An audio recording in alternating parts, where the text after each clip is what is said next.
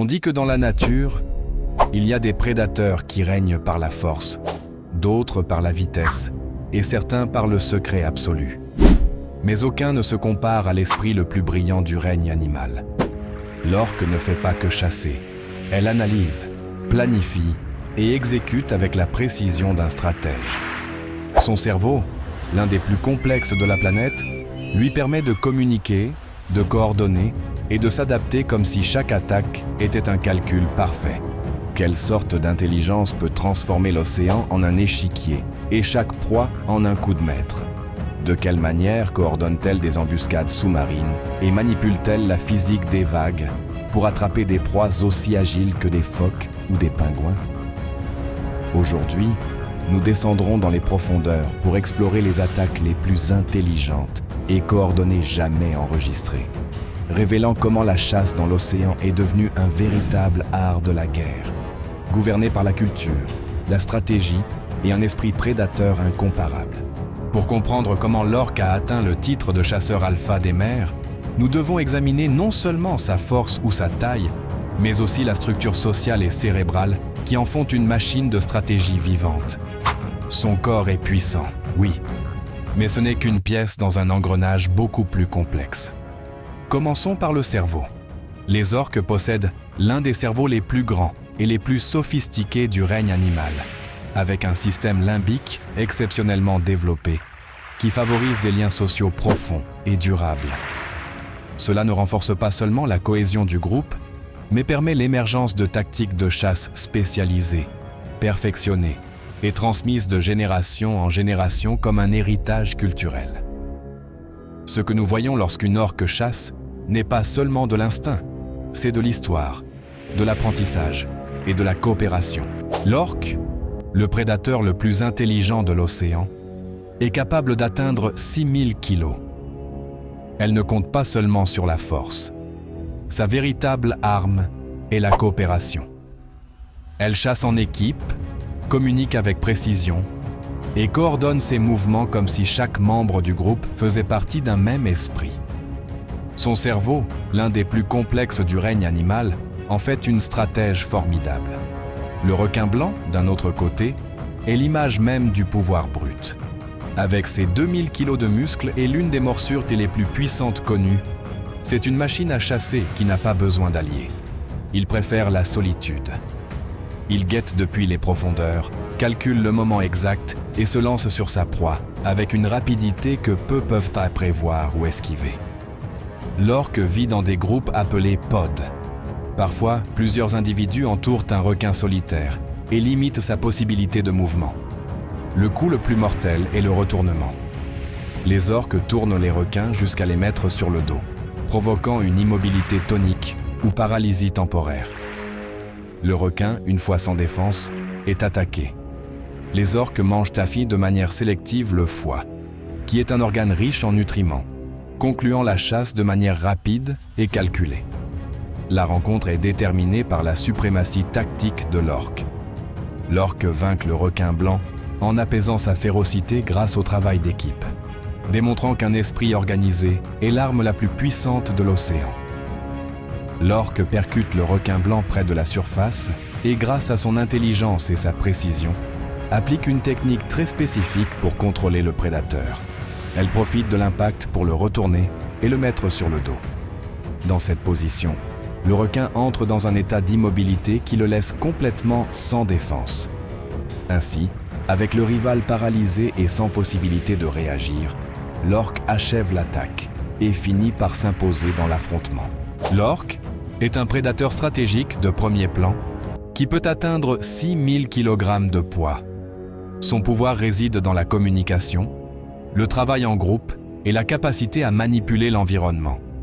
Elle est, de plus, la reine de la chasse aux proies amphibies allant jusqu'à 130 kg, comme les phoques de Weddell ou les phoques crabiers. La principale défense de ces phoques est leur rapidité et leur capacité à chercher refuge sur terre ou sur la glace. Cependant, les orques emploient une tactique connue sous le nom de balayage. Elles nagent de manière synchronisée pour générer une vague qui pousse le phoque depuis la masse de glace vers la mer, où il se retrouve complètement exposé. Le phoque emploie sa rapidité et son agilité pour tenter d'atteindre un rocher ou une corniche qui serait trop petite pour que le prédateur puisse le suivre. Si le balayage fonctionne, l'orque se place en position de supériorité numérique et aquatique. L'orque vainc le phoque en neutralisant son refuge terrestre grâce à une tactique de groupe ingénieuse. Le duel est déterminé par la capacité de l'orque à travailler en équipe et avec l'environnement, affrontant la glace et utilisant celle-ci comme un piège. L'orque éclaireuse détecte le phoque sur le bloc de glace et émet des signaux sonores pour informer le reste de la meute de sa position. Avec une synchronisation exquise, les orques nagent parallèlement sous la banquise. Elles créent une vague qui cherche à sortir le phoque de la glace et à l'emmener en eau libre. Une fois dans l'eau, le phoque est complètement à la merci du pod qui achève la chasse avec facilité. Cette méthode montre l'orque comme un prédateur qui se sert des lois de la physique pour sa chasse. Les orques sont un groupe organisé et efficace avec des individus qui peuvent peser entre 6 000 et 10 000 kilos. Leur pouvoir réside dans le travail d'équipe et la précision avec laquelle ils affrontent leur proie. La baleine possède une défense physique massive, allant jusqu'à 40 000 kg. Sa principale défense est le coup de fouet de sa queue et son corps, lorsqu'elle couvre son baleineau. Elle réalise des attaques synchronisées ou des sauts pour mordre les nageoires et la queue, la forçant à s'épuiser. La baleine utilise sa queue comme un fouet massif pour frapper les orques et former des ondes de choc. L'orque a toujours pour objectif le petit, car ses réserves limitées d'oxygène le rendent particulièrement vulnérable. Les orques affament le baleineau en le poussant répétitivement vers les profondeurs, l'empêchant de sortir pour respirer. Il est rare qu'elle torture et tue un adulte en bonne santé. La rencontre reste gagnée par la supériorité tactique d'une orque. La meute vainc la baleine lorsqu'elle travaille pour isoler et exténuer la proie la plus vulnérable, le petit. Quand l'orque décide de chasser, elle ne le fait pas seule. Un groupe allant jusqu'à 50 individus peut se réunir pour affronter l'énorme géant marin. La stratégie est coordonnée et persistante.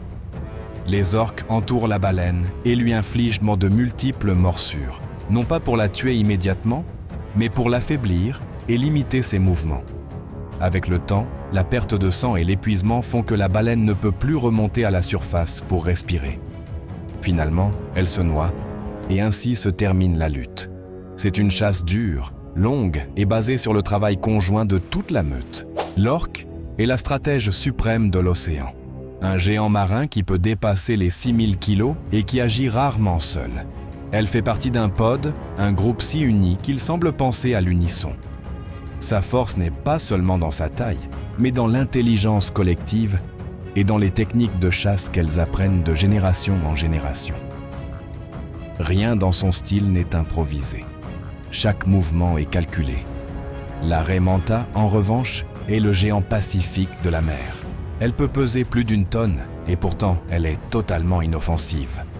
À la différence d'autres raies, elle n'a pas d'aiguillon pour se défendre.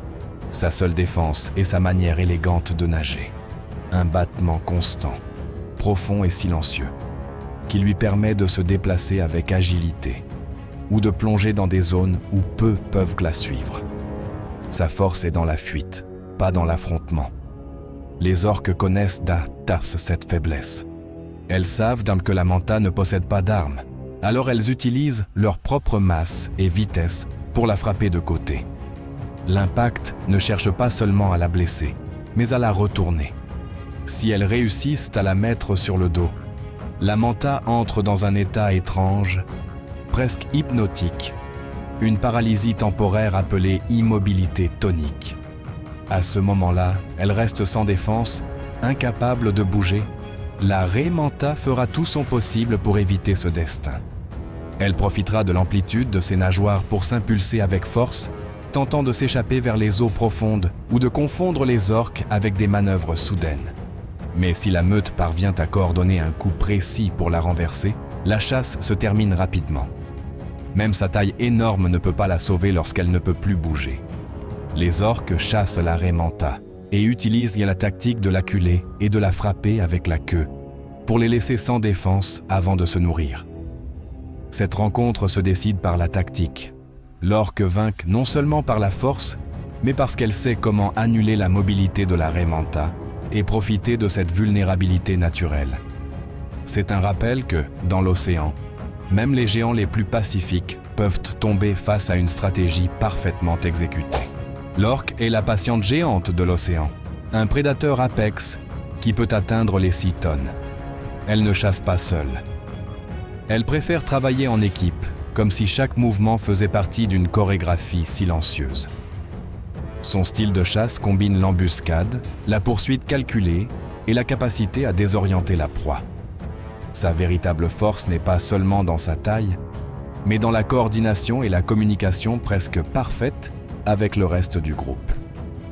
Le manchot empereur, en revanche, est une torpille vivante d'à peine 45 kilos. Sur Terre, il peut paraître maladroit, mais dans l'eau, il se transforme. Il est véloce, agile et capable d'atteindre plus de 30 km par heure. Sa principale défense est précisément cette vitesse, ainsi que ses sauts soudains hors de l'eau, le fameux porpoising, qu'il utilise pour s'échapper vers la sécurité de la glace ou de la colonie. Les orques profitent d'un besoin fondamental du pingouin. Il doit remonter à la surface pour respirer. Elles ne le poursuivent pas à toute vitesse, car elles n'en ont pas besoin.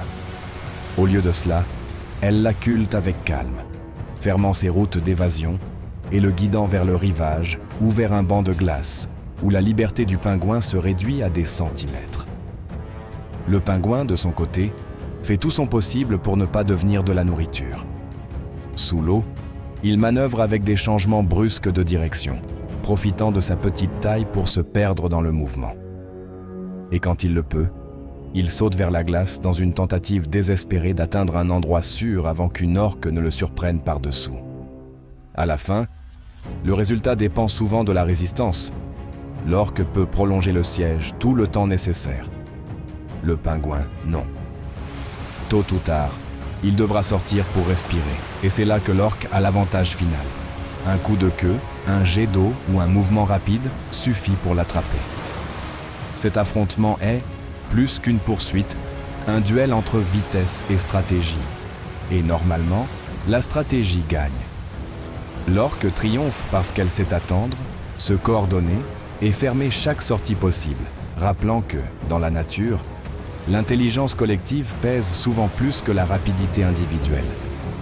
Le pingouin se trouve initialement dans la sécurité d'un iceberg ou près du rivage. Une ou plusieurs orques, utilisant leur vision aiguë et l'écolocalisation, détectent la proie et s'approchent rapidement. Dans un mouvement coordonné, les orques utilisent leur taille et leur vitesse pour générer une vague puissante. Cette vague est conçue pour inonder ou briser l'iceberg, entraînant le pingouin vers l'eau. Une fois forcé à l'océan, le pingouin, bien qu'agile, est immédiatement dépassé par la vitesse et la force de l'orque. L'orque termine la poursuite rapidement, démontrant pourquoi elle est le super prédateur des mers. L'orque domine l'océan non par sa force, mais par son esprit. Elle possède une intelligence si complexe qu'elle a développé une culture, une communication et des tactiques uniques transmises de génération en génération. Elle peut retourner des requins pour annuler leur férocité, créer des vagues synchronisées pour faire tomber les phoques de la glace ou coordonner des attaques massives contre des proies bien plus grandes qu'elle. Chaque mouvement est le résultat d'un esprit collectif, un réseau de stratégie et de précision qui fait de l'orque le prédateur le plus intelligent et le plus mortel de la planète. Eh bien, ce safari marin se conclut en vous remerciant de nous avoir accompagnés. N'oubliez pas de vous abonner à la chaîne et de laisser votre like en l'honneur de cet animal incroyable. Et je vous attends au prochain, car si celui-ci vous a impacté, le prochain, je préfère ne pas vous le dire.